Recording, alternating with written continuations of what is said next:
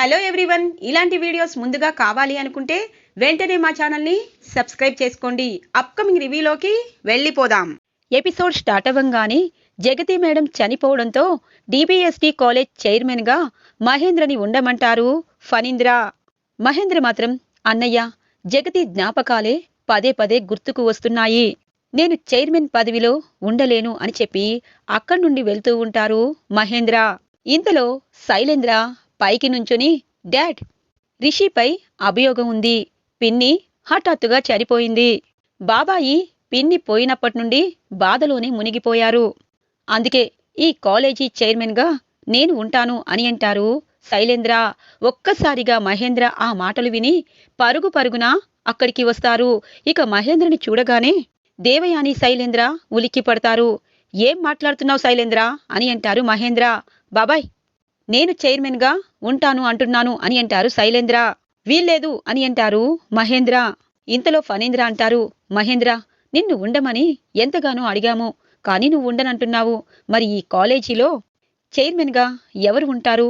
ఇప్పుడే 15 రోజుల నుండి డిబిఎస్టి కాలేజ్ జగతి చనిపోయాక దిక్కు తోచని స్థితిలో ఉంది. ఇలాంటప్పుడు ఎవరో ఒకరు చైర్మన్ సీట్లో కూర్చోవాలి కదా అని అంటారు ఫణీంద్ర. సరే అన్నయ్య, నేను ఆ సీట్లో కూర్చోకపోయినా నా కోడలు వసుధార ఆ సీట్లో కూర్చుంటుంది అని అంటారు మహేంద్ర. ఒక్కసారిగా ఉలిక్కి పడతారు శైలేంద్ర, దేవయాని. అక్కడున్న స్టాఫ్ అంతా ఓకే సార్, జగతి మేడం తర్వాత తన శిష్యురాలు వసుధార మేడం ఖచ్చితంగా డిబిఎస్టి కాలేజీని ముందుకు నడిపిస్తారు, ఆ నమ్మకం మాకు ఉంది అని అందరూ ఇక వసుధారనే సపోర్ట్ చేయడంతో దేవయాని శైలేంద్ర ఏమీ చెయ్యలేక అక్కడి నుండి బయటికి వెళ్లిపోతారు. వసుధారాని ఇక జగతి మేడం కూర్చున్న కుర్చీలో మహేంద్రని స్వయంగా కూర్చోబెడతారు. ఇక వసుధార అంటుంది, ఖచ్చితంగా నా భర్త రిషి సార్ చైర్మన్గా రాబోతున్నారు, తనపై ఉన్న అభియోగాన్ని ఖచ్చితంగా నేను తెలుసుకుని తను ఏ తప్పు చేయలేదని నిరూపిస్తాను, అప్పటిదాకా డిబిఎస్టి కాలేజీని ఖచ్చితంగా కాపాడుతాను. జగతి మేడం కన్న తల్లి కంటే ఎక్కువగా నన్ను చూసుకున్నారు, తన ఆఖరి కోరిక రిషి సార్పై ఉన్న అభియోగం, ఆ అభియోగం నేను పోగొడతాను, మళ్ళీ ఇంతకు ముందు ఉన్న డిబిఎస్టి కాలేజీ కలని తీసుకువస్తాను అని అంటుంది వసుధార. అందరూ చప్పట్లు కొడతారు. ఫణీంద్ర అంటారు, మంచి పని చేశావు మహేంద్ర, ఎందుకంటే జగతి, రిషి అలాగే నీకు మాత్రమే తెలిసిన మిషన్ ఎడ్యుకేషన్ డిబిఎస్టి కాలేజ్ విషయాలు ఇక మీరే స్వయంగా ఉన్నారు కాబట్టి మీరే ఈ పదవిలో ఉండడం ముఖ్యం అని చెప్పి ఇక ఫణీంద్ర అనడంతో ఇక అందరూ హ్యాపీగా ఫీల్ అవుతారు. ఇది ఇలా ఉండగా రిషి జగతి ఫోటో దగ్గర కూర్చొని బాధపడుతూ ఉంటారు. ఇంతలో వసుధార, మహేంద్ర ఇంటికి వస్తారు. ఇక వసుధారాని చూస్తారు రిషి. డాడ్, అమ్మ సంతాప సభ చక్కగా జరిగిందా అని అంటారు రిషి. జరిగింది నాన్న, అమ్మ సంతాప సభ జరిగింది, జగతి ఏం కోరుకుంటుందో అది ఖచ్చితంగా త్వరలో జరుగుతుంది, నీపై అభియోగాన్ని ఖచ్చితంగా వసుధార తీసివేస్తుంది, ఇప్పుడు వసుధార జగతి ప్లేస్లో కూర్చుంది అంటే డిబిఎస్టి కాలేజ్ చైర్మన్ వసుధార అని అంటారు. డాడ్, నిజమా? మంచి పని చేశారు డాడ్, అమ్మకిష్టమైన వసుధార ఆ సీట్లో కూర్చోవడానికి 100% అర్హురాలు. డాడ్, ఇక మీరు నిశ్చితంగా ఉండండి, అమ్మని చంపిన వారిని అనగానే రిషి, నేను పైకి వెళ్తానన్నా అని చెప్పి ఇక మహేంద్ర పైకి వెళ్ళిపోతారు. వసుధార, డాడ్ చక్కటి నిర్ణయం తీసుకున్నారు, అయినా డాడ్ చాలా బాధపడుతున్నారు అని అంటారు.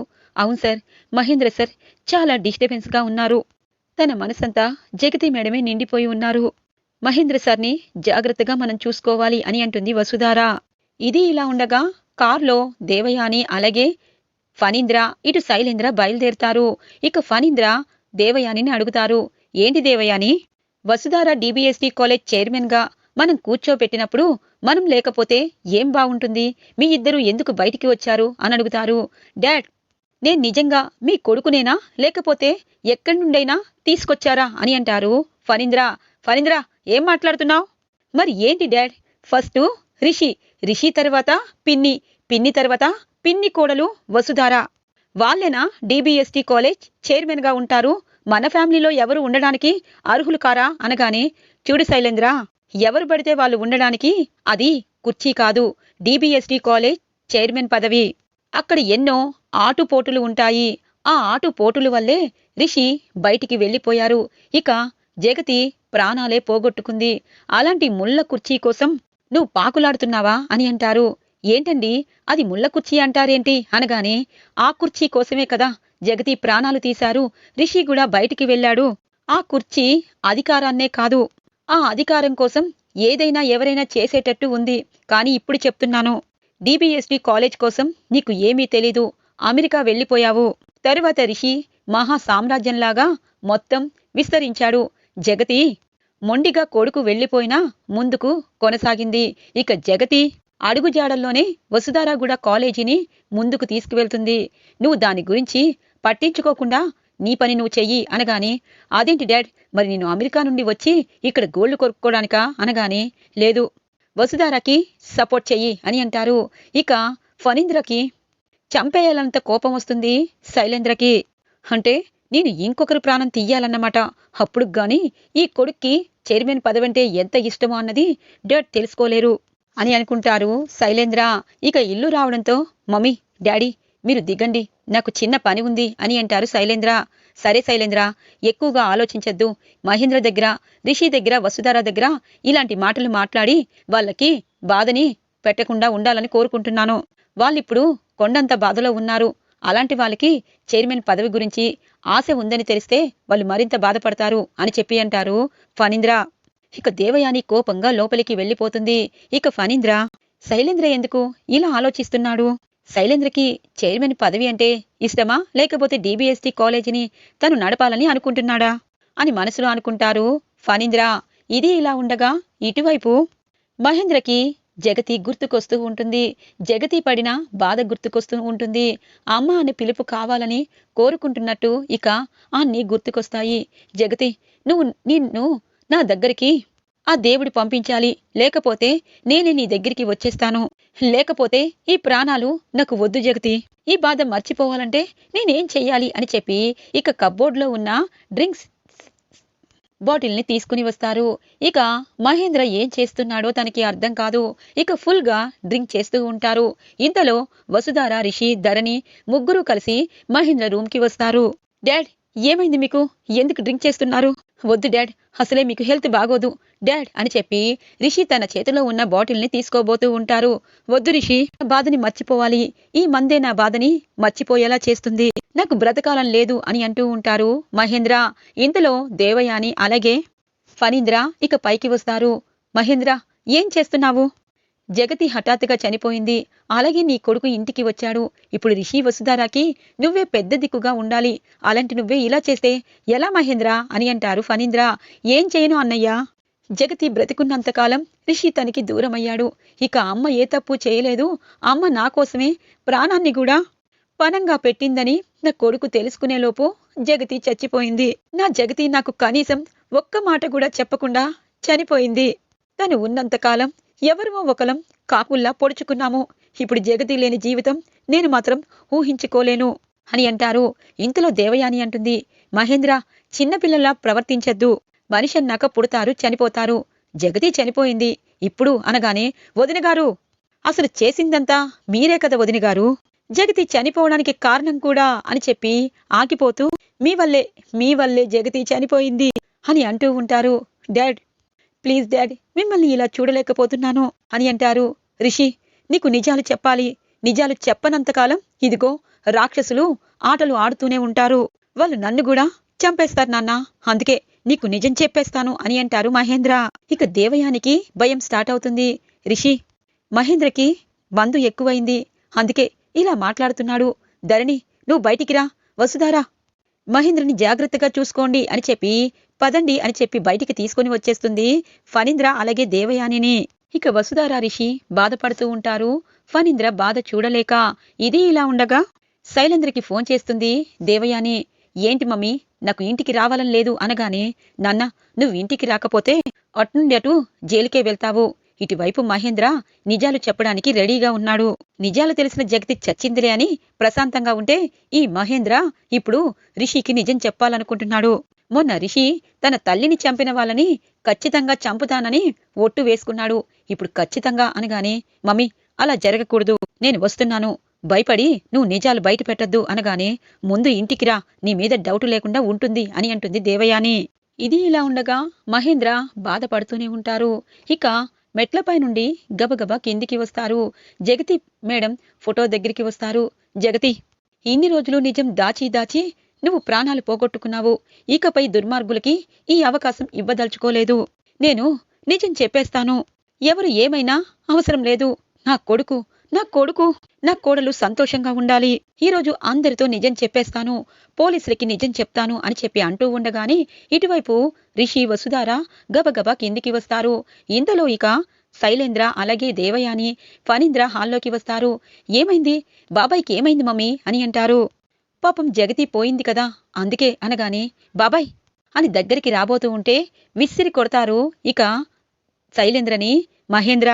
డాడ్, మీరు బాధపడుతున్నారు, నాకు అర్థమైంది. మీరు ప్రశాంతంగా ఉండండి, మీ హెల్త్ బాగోలేదు అని చెప్పి ఇక పాపం సోఫాలో తీసుకుని కూర్చోబెడతారు రిషి.